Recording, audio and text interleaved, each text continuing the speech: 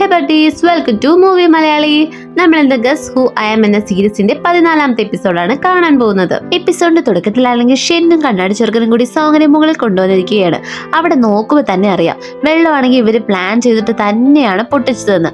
അപ്പൊ ഇങ്ങനെ ഇവിടെ ദേഷ്യത്തോടെ നോക്കുന്നുണ്ട്. അപ്പത്തേക്കും രണ്ടും കൂടി ഇവൾക്ക് മനസ്സിലായി എന്ന് പറഞ്ഞിട്ട് താഴോട്ട് ഇറങ്ങി പോവുകയാണ്. എന്നിട്ട് ഇവള് ഇങ്ങനെ നോക്കി നിൽക്കുമ്പോഴത്തേക്കും അങ്ങോട്ട് ജീ വരികയാണ്. അവൻ എന്നിട്ട് കോട്ടൊക്കെ ഊരിയിട്ട് ആ പൈപ്പ് ശരിയായിക്കൊണ്ടിരിക്കുകയാണ്. അപ്പോൾ അവളും അങ്ങനെ കൂടിയിരുന്ന് ഇവളെ തന്നെ നോക്കിക്കൊണ്ടിരിക്കണം, എന്തോ ആദ്യമായിട്ട് കാണുന്ന പോലെ. ഈ ഒരു ടൈമിൽ തന്നെ അവന്റെ ഫോൺ റിങ് ചെയ്യുകയാണ്. എന്നിട്ടാണെങ്കിലും അവന്റെ കയ്യിൽ ഇങ്ങനെ വെള്ളമായതുകൊണ്ട് അവളോടത് എടുക്കാൻ പറയുന്നതുകൊണ്ട് അവൾ അതെടുത്ത് അറ്റൻഡ് ചെയ്യുകയാണ്. അതൊക്കെ കഴിഞ്ഞ് ഫോൺ ഇങ്ങനെ കട്ടായതിനു ശേഷം ഇവളിങ്ങനെ നോക്കുമ്പോ എന്താ, സോങ്ങിന്റെ ഇൻവെസ്റ്റിഗേഷൻ ഞാൻ നടത്തിയെന്ന് പറഞ്ഞിട്ട് സി ആണ് ആ മെസ്സേജ് അയച്ചിരിക്കുന്നത്. അപ്പോൾ അവൾക്ക് ആകെ സങ്കടം വരികയാണ്. കാരണം അവനോട് ഇവൾ ആത്മാർത്ഥമായിട്ടാണ് നിന്നിട്ടുള്ളത്. പക്ഷെ ഇവനാണെങ്കിലോ ഇപ്പോഴും ഇവളെ സംശയമാണ്. അതുകൊണ്ടല്ലേ ഈ ഇൻവെസ്റ്റിഗേഷനൊക്കെ ഇങ്ങനെ നടത്തിക്കൊണ്ടിരിക്കുന്നത്. അത് കഴിഞ്ഞ് പിന്നെ അവൾ ആകെ ഡൗൺ ആയി. അവനോടൊന്നും മിണ്ടുന്നില്ല. കാറിൽ കയറി കഴിഞ്ഞിട്ടും ഇവൻ ഇങ്ങനെ ഓരോന്ന് ചോദിക്കുന്നുണ്ടെങ്കിലും അതിന് തക്കതായ പോലെ അവള് റെസ്പോണ്ട് ചെയ്യുന്നില്ല. അപ്പൊ ഇവൻ ഇങ്ങനെ ഡൗട്ടോട് ചോദിക്കുകയാണ്, നിനക്ക് എന്തെങ്കിലും പറ്റിയോന്ന്. അപ്പോൾ അവളാണെങ്കിലോ ഇല്ല, ഞാൻ ഓക്കെ ആണെന്നും പറയുന്നുണ്ട്. എന്നിട്ട് സോങ് ആകട്ടെ, നിനക്ക് എന്നെ ഇപ്പോഴും വിശ്വാസമാണോ എന്ന് ചോദിക്കുന്നു. അതിന് മറുപടിയായിട്ട് ജി പറയുന്നതോ, ആദ്യമൊക്കെ എനിക്ക് നിന്നെ വിശ്വാസമല്ലായിരുന്നു, പക്ഷെ എനിക്കിപ്പോൾ നിന്നെ പൂർണ്ണ വിശ്വാസമാണെന്ന് പറയുന്നു. ഇത് കേട്ട് അവൾ ചിരിക്കും മാത്രം ചെയ്തിട്ട് പാട്ടാണെങ്കിൽ പ്ലേ ചെയ്യുന്നു. അങ്ങനെ അവര് വീട്ടിലേക്ക് എത്തുകയാണ്. അവിടെ വന്നിട്ട് ഇവൾ ഇത് തന്നെയാണ് റിപ്പീറ്റ് അടിക്കുന്നത്. നിനക്ക് എന്നെ വിശ്വാസമായതുകൊണ്ട് എനിക്ക് നിന്നോടും വിശ്വാസമാന്ന് പറഞ്ഞിട്ട് അവള് റൂമിലോട്ട് പോകുന്നു. റൂമിൽ വന്നിട്ടും ഓവർ തിങ്ക് ചെയ്തുകൊണ്ടിരിക്കുകയാണ്. ഇവൾക്ക് അങ്ങ് നേരിട്ട് ചോദിച്ച് തീർക്കാവുന്ന പ്രശ്നമേ ഉള്ളൂ. പക്ഷെ ഇത് ഇങ്ങനെ മൂടി വെച്ച് വലിയൊരു പ്രശ്നത്തിലേക്കാണ് പോക്ക്. ഇതേ സമയത്ത് ജി ആകട്ടെ സീനെ വിളിച്ചുകൊണ്ടിരിക്കുകയാണ്. അവളിങ്ങനെ പറയുന്നുണ്ട്, ഇങ്ങനെ അയാൾക്കാണെങ്കിൽ ഒരു ബർത്ത് മാർക്ക് ഉണ്ട്, ഞാൻ നിനക്ക് അതൊക്കെ അയച്ചുതരാം, നീ ഒന്ന് നോക്കുമെന്ന് പറയുമ്പോഴത്തേക്ക് ഇവൻ നോക്കുമ്പോ എന്താ, അയാളുടെ ബർത്ത് മാർക്കൊക്കെ കാണുമ്പോൾ ഇവന് പാസ്റ്റിൽ നടന്ന ആ ഇൻസിഡന്റ് ആണ് ഓർമ്മ വരുന്നത്. ആ ഫയർ ആക്സിഡന്റിലെ ആ കബോർഡിന്റെ ഉള്ളിൽ കൂടെ അവൻ ആ ബർത്ത് മാർക്ക് അയാളുടെ കയ്യിൽ കണ്ടിട്ടുണ്ട്. ഇത് രണ്ടും ഒരാളാണ് ചെയ്തതെന്നാണ് അവനിപ്പോൾ തോന്നുന്നത്. അപ്പോൾ സി പറയുന്നുണ്ട്, നമുക്കിത് പോലീസിൽ കംപ്ലൈന്റ് ചെയ്യാമെന്ന്. അപ്പൊ അവൻ പറയുന്നത് എന്താന്ന് വെച്ചാൽ, ഇപ്പോൾ ഓൾറെഡി 15 വർഷമായിട്ട് ഈ കേസ് ക്ലോസ്ഡ് ആണ്. അതുകൊണ്ട് തന്നെ എന്തെങ്കിലും തെളിവുകൾ ശേഖരിച്ചിട്ട് മാത്രമേ നമുക്കിത് റീ ഓപ്പൺ ചെയ്യാൻ പറ്റുള്ളൂ. അതുകൊണ്ട് തന്നെ നമുക്കത് ഇൻവെസ്റ്റിഗേഷൻ ചെയ്തിട്ട് നമുക്ക് തീരുമാനിക്കാമെന്ന് പറഞ്ഞ് ഇത് നിർത്തുകയാണ്. അവൻ്റെ ഉള്ളിൽ എന്തൊക്കെയോ പ്ലാൻ ഉണ്ട്, അത് നമുക്കിനി കണ്ടറിയാം. എന്നിട്ട് അടുത്ത ദിവസമാണെങ്കിലോ ജി ആണെങ്കിൽ ഇങ്ങനെ ഓഫീസിൽ അവരുടെ കോവർക്കേഴ്സിൻ്റെ കൂടെ ഇരിക്കുമായിരിക്കും. അപ്പം അതിലൊരാൾ ഭയങ്കര കലിപ്പനാട്ടോ, നമുക്ക് ഇവനെ കലിപ്പെന്ന് വിളിക്കാം. പുള്ളിക്കാരനാണെങ്കിൽ എന്ത് ഇവൻ പറഞ്ഞാലും ചുമ്മാ തർക്കുത്തരം പറഞ്ഞ് ദേഷ്യപ്പെട്ടുകൊണ്ടിരിക്കുകയാണ്. പക്ഷെ ആ പെണ്ണാണെങ്കിൽ അവനെയാണെങ്കിൽ കാമാക്കുന്നുണ്ട്. എന്നിട്ട് ഇവനിങ്ങനെ പറയുന്നുണ്ട്, ഈ ഫയൽ ഇങ്ങനെ കംപ്ലീറ്റ് ആയിട്ടില്ല, അതിങ്ങനെ കംപ്ലീറ്റ് ആക്കണം എന്നൊക്കെ. അപ്പം പിന്നെ ആ പുള്ളിക്കാരൻ ചുമ്മാ ഓരോന്ന് പറഞ്ഞുകൊണ്ടിരിക്കുകയാണ്. ലാസ്റ്റ് എന്നിട്ട് ശരിയാക്കാന്നൊക്കെ പറഞ്ഞിട്ട് ഈ പുള്ളിക്കാരൻ തന്നെ അയാളെ കൊണ്ടുപോവുകയാണ്. അപ്പോൾ ഇതെറിഞ്ഞ് നമ്മുടെ ജിയുടെ അച്ഛൻ, അതായത് ചെയർമാൻ ആണെങ്കിൽ, നീ ഇങ്ങനെയൊന്നും ചെയ്യരുത്, അവരൊക്കെ നിന്റെ മുതിർന്ന സീനിയേഴ്സ് അല്ലേ, അവരോട് പെരുമാറുമ്പോൾ കുറച്ച് ബഹുമാനത്തോടെ വേണം ചെയ്യാൻ, അല്ലെങ്കിൽ അവർക്ക് ദേഷ്യം വന്ന് അവർ റിയാക്ട് ചെയ്യുമെന്ന് പറയുന്നു. പിന്നീട് അച്ഛൻ പറയുന്നു, ഇന്ന് വൈകിട്ടാണെങ്കിൽ ഒരു മീറ്റിംഗ് ഉണ്ട്, നീ എന്തായാലും അതിന് വരണമെന്ന്. ആദ്യം ഒന്നും ഇവൻ സമ്മതിച്ചില്ലെങ്കിലും പിന്നെ അച്ഛൻ്റെ നിർബന്ധപ്രകാരം വരാമെന്ന് പറഞ്ഞിട്ട് പോകുന്നു. ഈ കാര്യം നമ്മുടെ പിള്ളേരോട് അവൻ പറയുകയാണ്. അപ്പം അത് കേട്ട് സി പറയുന്നുണ്ട്, അവിടെ നിന്ന് ചൈൽഡ്ഹുഡ് ഫ്രണ്ട്സ് ആയിരിക്കും വരുന്നത്, അതുകൊണ്ട് നീ ഭയങ്കരമായിട്ട് മുൻകരുതൽ എടുക്കണം. കാരണം എന്തായാലും അവർക്ക് ചെറുപ്പത്തിലെ കാര്യം അറിയാം, അതുകൊണ്ട് തന്നെ എന്തേലും പറ്റിപ്പോയാൽ മതി, കാരണം ഈ ഐഡന്റിറ്റി ഒക്കെ പുറത്താവും. അതുകൊണ്ട് തന്നെ സോങ്ങിനെ വിളിക്കണമെന്ന് പറയുന്നുണ്ട്. പക്ഷെ ഓൾറെഡി ഇവൻ സോങ്ങിന് മെസ്സേജ് അയച്ചിട്ടുണ്ട്. പക്ഷെ അവളാണെങ്കിൽ റിപ്ലൈ തരുന്നതോ വരില്ല എന്നും. അതുകൊണ്ട് തന്നെ ഇവൻ പറയുന്നത്, സോങ് വരുന്നില്ല, ഞാൻ ഒറ്റയ്ക്ക് പോവുകയാണെന്ന് പറഞ്ഞിട്ട് അവൻ ആ പാർട്ടിയിലോട്ട് ഒറ്റയ്ക്കാണ് പോകുന്നത്. അവൻ അങ്ങോട്ട് വന്നപാടെ അവൻ്റെ പണ്ടത്തെ ഒരു ഫ്രണ്ട് ഓടിപ്പോയിട്ട് കെട്ടിപ്പിടിക്കുകയാണ്. അവനാണെങ്കിലോ അറിയുന്ന ഭാവത്തിൽ തന്നെ അവരോട് സംസാരിക്കുന്നുണ്ട്. ഇത് പണ്ടത്തെ ജിയുടെ ഫ്രണ്ടാട്ടോ. അവിടെയാണെങ്കിൽ ജിങ്കിയും എല്ലാവരും ഉണ്ട്. എന്നിട്ട് ഇവരൊക്കെ ഇങ്ങനെ പണ്ടത്തെ കാര്യം ഇങ്ങനെ പറഞ്ഞുകൊണ്ടിരിക്കുമ്പോൾ നമ്മുടെ ജി ആണെങ്കിൽ ഒരു സ്റ്റേറ്റ്മെന്റ് പറയുന്നുണ്ടോ. പക്ഷെ അതാണെങ്കിൽ അവർക്ക് രണ്ടുപേർക്കും ഓർമ്മയില്ല. അവരിങ്ങനെ പരസ്പരം ഇത് ശരിയാണ്, ഇത് നടന്നിട്ടുണ്ടോ എന്നൊക്കെ അങ്ങോട്ടും ഇങ്ങോട്ടും പറഞ്ഞുകൊണ്ടിരിക്കുമ്പോഴത്തേക്കും ഇവനിങ്ങനെ മനസ്സിൽ പെടേണ്ടേ, ഇത് തെറ്റി തീർന്നെന്നൊക്കെ പറയുമ്പോഴത്തേക്കും നമ്മുടെ സോങ് വരുന്നു. എന്നിട്ട് അവനെ ആണെങ്കിൽ ഇങ്ങനെ സപ്പോർട്ട് ചെയ്ത് സംസാരിക്കുകയാണ്. അവനൊട്ടും പ്രതീക്ഷിച്ചിരുന്നില്ല ഇവിടെ. എന്നിട്ട് രണ്ടുപേരും കൂടി പുറത്തു പോയിട്ട് സംസാരിക്കുകയാണ്. ഞാൻ ചോദിച്ചപ്പോൾ നീ ഇങ്ങോട്ട് വരാൻ പറ്റില്ല എന്നല്ലേ പറഞ്ഞ്, പിന്നെ എന്തിനാ വന്നേന്നൊക്കെ ചോദിക്കുമ്പോഴത്തേക്ക് അവൾ പറയുന്നുണ്ട്, നീ പറഞ്ഞു ഇങ്ങനെയുള്ള സിറ്റുവേഷൻ ആണെന്ന് ജിയാങ് പറഞ്ഞിട്ടാണ് ഞാൻ ഇതറിഞ്ഞത്, അതുകൊണ്ടാണ് ഞാൻ വന്നതെന്നും. അങ്ങനെ രണ്ടുപേരും കൂടി അങ്ങോട്ട് ചെന്ന് അവരെല്ലാവരും കൂടി ഡിന്നർ കഴിക്കുകയാണ്. ആ സമയത്ത് തന്നെ അങ്കിളാണെങ്കിൽ ഒരു ഡ്രിങ്ക്സ് ഒക്കെ എടുത്തിട്ട് നമ്മുടെ ജീൻ്റെ അടുത്തേക്ക് എന്തോ കാര്യം പറയാൻ വേണ്ടി വരികയാണ്. കണ്ടാൽ തന്നെ അറിയാം എന്തോ കുനിഷ്ട ഒപ്പിക്കാൻ വേണ്ടിയിട്ടുണ്ട്. വന്നതും ആ ഡ്രിങ്ക്സോടെ അയാളാണെങ്കിൽ വീണ് അവൻ്റെ ദേഹത്ത് മൊത്തം അത് ആകുകയാണ്.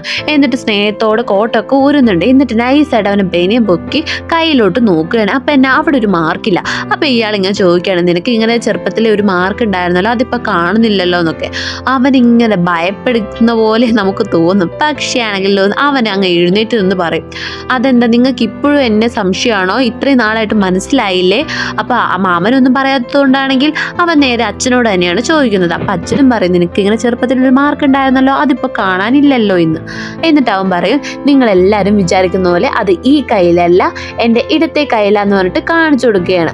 എന്നിട്ടാണെങ്കിൽ അപ്പത്തേക്ക് സോങ്ങും പറയുന്നുണ്ട്, എന്തായാലും എൻ്റെ ഭർത്താവിനെ എല്ലാവരും നാണം കെടുത്തി മതിയായില്ലേ, ഇനി ഞങ്ങൾ പോവുകയാണെന്ന് പറഞ്ഞിട്ട് അവനെയും കൂട്ടി പോകുന്നു. മാമൻ ഇങ്ങനെ ഒരു ഫോണിൽ നിന്നും മെസ്സേജ് വരികയാണ്, അവൻ്റെ ഇങ്ങനെ വലത്തെ കയ്യിലല്ല ഇടത്തെ കയ്യിലാണ് മാർക്ക് എന്ന്. അപ്പൊ മാമനാണെങ്കിൽ ചമ്മി പോകുന്നുണ്ട്, പ്ലാൻ ഒന്നും അങ്ങ് വർക്കൗട്ട് ആവത്തുണ്ട്. പിന്നീട് രണ്ടുപേരും കൂടെ കാറിൽ ഇങ്ങനെ പൊക്കോണ്ടിരിക്കുകയായിരിക്കും. അപ്പൊ ജി പറയും, നീ എന്നെ അവിടെ നിന്ന് രക്ഷിച്ചതിന് താങ്ക്സ് എന്നൊക്കെ പറയും. എന്നിട്ട് പറയും, നാളെ എന്തായാലും അവിടെ കണ്ട ഒരാളുടെ റിസോർട്ടിൽ നമുക്ക് പോവണം, അതുകൊണ്ട് തന്നെ നീ എൻ്റെ കൂടെ വരണം എന്ന് പറയണു. അവളാണെങ്കിൽ ഡിന്നറിന്റെ ആ സമയത്ത് വെച്ച് സമ്മതിച്ചിരുന്നു. പക്ഷെ കാറിൽ വെച്ച് അവൾ വരുന്നില്ല, തന്നെ ഉറപ്പിച്ചു പറയാണ്. ജി ആണെങ്കിൽ പിന്നെ അവളെ നിർബന്ധിക്കാനും പോയില്ല. റൂമിൽ വന്നിട്ട് അവളെ ഇങ്ങനെ ആലോചിച്ചുകൊണ്ടിരിക്കണം, പോണോ വേണ്ടയോ. അങ്ങനെ അവൾ ഇങ്ങനെ നോക്കുകയാണ്. നോക്കുമ്പോ എന്നെ എല്ലാം പോണം തന്നെ വന്നുകൊണ്ടിരിക്കുകയാണ്. എന്നിട്ട് ലാസ്റ്റ് ഇവന്റെ കൂടെ അങ്ങ് അവള് പോവുകയാണ്. ജിയാങ്കും ജിയോ ആണെങ്കിൽ കാറിൽ ഇങ്ങനെ വെയിറ്റ് ചെയ്തുകൊണ്ടിരിക്കുകയാണ്. ജിയാങ്ക് പറയുന്നുണ്ട്, എടാ അവൾ വരില്ല, നമുക്ക് പോകാം, സമയം കുറെ ആയില്ലേ എന്നൊക്കെ. ജി പറയുന്നുണ്ട്, അവൾ വരും, നീ കുറച്ച് നേരം കൂടെ വെയിറ്റ് ചെയ്യായിരുന്നു. കുറേ നേരം വെയിറ്റ് ചെയ്തതിനു ശേഷം നമ്മുടെ സോങ് ആണെങ്കിൽ അങ്ങോട്ട് വരികയാണ്. ജി ആണെങ്കിൽ ഇവൾ വന്നത് എന്തോ ഇങ്ങനെ പറയാൻ വേണ്ടി വരുമ്പോഴത്തേക്കും അവൾ പറയണം, എനിക്ക് നിന്നോട്ടുള്ള ഇഷ്ടം കൊണ്ടൊന്നല്ല ഞാൻ വന്നത്, കോൺടാക്റ്റിൽ ഇങ്ങനെ നീ പറയണം കേൾക്കണം എന്നുണ്ട്, അതുകൊണ്ട് മാത്രം ഞാൻ ഇതൊക്കെ അനുസരിക്കുന്നതെന്ന്. കുറേ ദൂരം യാത്ര ചെയ്യാനുള്ളതുകൊണ്ട് ഇവളിങ്ങനെ ഉറക്കം തൂങ്ങി അവൻ്റെ തോളത്ത് വീഴുന്നൊക്കെ ഉണ്ട്. അതൊക്കെ നല്ല രസമാട്ടോ ആ സീനൊക്കെ. അത് കഴിഞ്ഞിട്ട് ഇവരവിടെ എത്തുകയാണ്. നോക്കുമ്പോ ഇവർക്ക് മുമ്പ് തന്നെ 3 പേരവിടെ എത്തിയിരിക്കുന്നു. ആരാന്നല്ലേ? നമ്മുടെ അനിയൻകുട്ടനും ഷെന്നും അതുപോലെ തന്നെ കണ്ണാടി ചെറുക്കനും. ഇത് കണ്ടത് നമ്മുടെ പെണ്ണ് ചോദിക്കുന്നു, നിങ്ങൾ എന്താ ഇവിടെന്ന്? അപ്പോഴേക്ക് നമ്മുടെ ഷെൻ പറയുന്നതോ, ഞങ്ങളിങ്ങനെ പാർട്ട് ടൈം ജോലിക്ക് വന്നതാണ്, ഇപ്പൊ പൈസക്കൊക്കെ നല്ല ആവശ്യമല്ലേ, അതുകൊണ്ടാണ് ഞങ്ങളിത് തെരഞ്ഞെടുത്തത്. ഇതേ ടൈമാണെങ്കിൽ അനിയൻകുട്ടൻ കണ്ണാടി ചെറുക്കനോട് എന്തോ പറയുകയാണ്.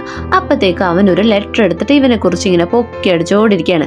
ഇത് കേൾക്കാൻ സഹിക്കാൻ പറ്റാതെ നമ്മുടെ ജി ആണെങ്കിൽ സോങ്ങിനെ വിളിച്ച് റൂമിലോട്ട് പോകുന്നു. അവിടെ എത്തിയത് ഇവരിങ്ങനെ സർപ്രൈസ് ആവാണ്. കാരണം ഒരു ഹണിമൂണിന്റെ റൂം പോലെയാണ് അവരത് ഡെക്കറേറ്റ് ചെയ്തിരിക്കുന്നത്. ഇത് കണ്ടതും ജി ആകട്ടെ, ഞാൻ പറഞ്ഞിട്ടല്ല ഇതൊന്നും ചെയ്തത്, അവരവരുടെ ഇഷ്ടത്തിന് ചെയ്തത്, ഞാൻ വേണമെങ്കിൽ നിനക്ക് വേറൊരു റൂം അറേഞ്ച് ചെയ്ത് തരാന്ന്. അപ്പത്തേക്കും സോങ് പറയുന്നത്, സാറില്ല, ഞാനാണെങ്കിൽ ഷെന്നിന്റെ കൂടെ ഷെയർ ചെയ്തോളാന്ന്.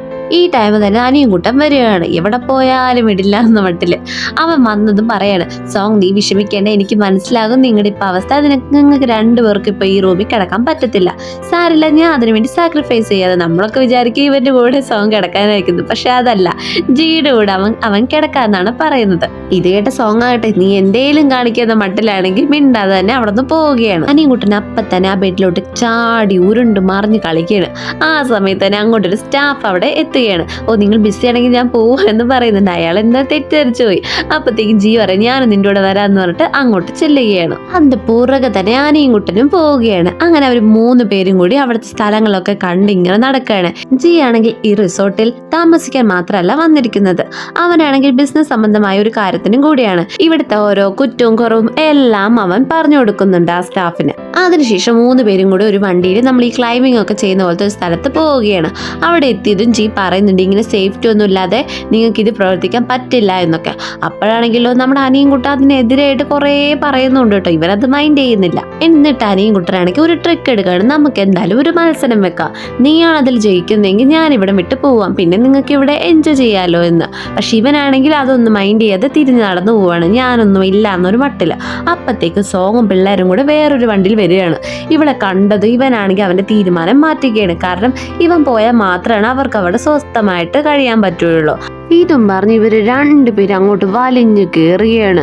നമ്മുടെ അനിയൻകുട്ടനാണെങ്കിൽ നന്നായിട്ട് കയറി തന്നെ മുകളിലെത്തുന്നുണ്ട്. പക്ഷെ അപ്പത്തേക്കും നമ്മുടെ ജെ ആണെങ്കിൽ കൈവിട്ട് താഴത്തോട്ട് ഇങ്ങനെ പോവുകയാണ്. പെട്ടെന്ന് അവനൊരു പിടുത്തം കിട്ടുകയാണ്. സോങ് ആണെങ്കിൽ അവിടെ ഇങ്ങനെ ടെൻഷൻ അടിച്ച് ഇങ്ങനെ ആകാംക്ഷയോടെ നോക്കി നിൽക്കുകയാണ്. എന്നിട്ടോ നമ്മുടെ ജി ആണെങ്കിൽ അപ്പം തന്നെ വേറൊരു സ്ഥലത്തേക്ക് നല്ല ചാടി പറന്നു പോയിട്ട് പിടിച്ചിട്ടാണെങ്കിൽ എന്തോ ഒരു ഐഡിയ ആയിട്ട് മുന്നോട്ട് പോവുകയാണ്. അനിയൻകുട്ടനെക്കാളും നല്ല പൊക്കത്തിൽ പോയിട്ട് ജിയ അങ്ങനെ ഇതിൽ ജയിക്കുകയാണ്. അപ്പത്തേക്കും താഴെ ഇറങ്ങി വരുമ്പോൾ സോങ്ങിന്റെ വക നല്ലത് ഇവൻ കേൾക്കുന്നുണ്ട്. കാരണം ഒരു സേഫ്റ്റിയും ഇല്ലാതെയല്ലേ ഇവൻ കയറിയത്. ഇത് കണ്ട് നമ്മുടെ അനിയൻകുട്ടൻ നന്നായിട്ട് സന്തോഷിക്കുന്നുണ്ട്. കാരണം എന്താ, ഇവർ രണ്ടുപേരും കൂടെ അടി കൂടുകയല്ലേ. എന്നിട്ട് ഇവൾ അവിടെ നിന്ന് പോകുന്നത് എങ്ങോട്ടാന്ന് വെച്ചാൽ ഇവനുള്ള ഫസ്റ്റ് എയ്ഡ് നോക്കിയാണ്. ജിയ അതിന്റെ പുറകെ പോകുന്നുണ്ട്. അതിന്റെ ഒപ്പം തന്നെ നമ്മുടെ അനിയൻകുട്ടനാണെങ്കിലും ഇറിറ്റേറ്റ് ചെയ്തുകൊണ്ട് പോകുന്നുണ്ട്.